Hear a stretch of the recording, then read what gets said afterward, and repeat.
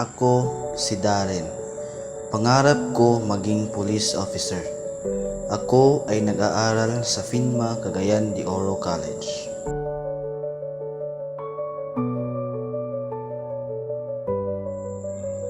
Gusto ko ibahagi sa mga tao ang aking mga natutunan, tulad ng pagtulong sa kapwa nating Pilipino at paggalang sa mga nakatatanda at pagrespeto sa magulang.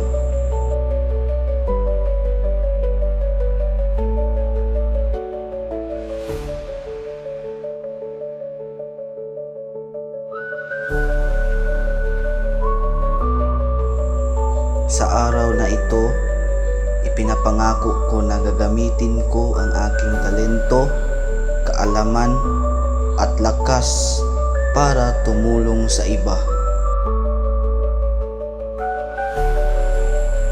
Itong pagtulong ko sa kapwa natin Pilipino, ito ay natularan ko sa ating bayani na si Dr. Jose Rizal. Dahil sa kanya, marami akong natutunan na mabubuting kaalaman.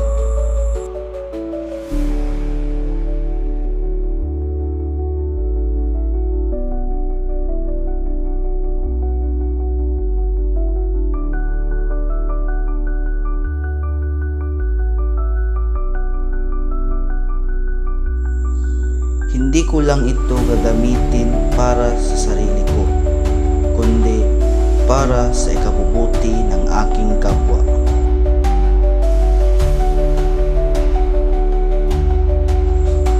Maging maliit man o malaking paraan, sisikapin kong maging bayani sa aking sariling paraan.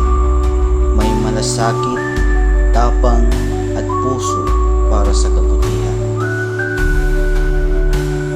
Si Jose Rizal ay may respeto sa kanyang magulang. Gumawa siya ng salaysay para malaman ng mga taong bayan ang kaniyang nakaraang buhay.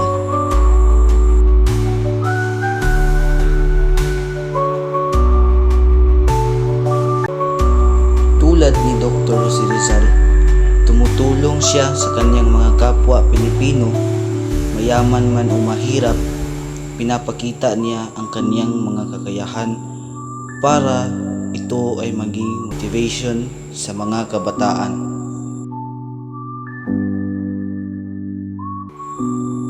Sana maraming matutunan ang mga kabataan sa video na ito.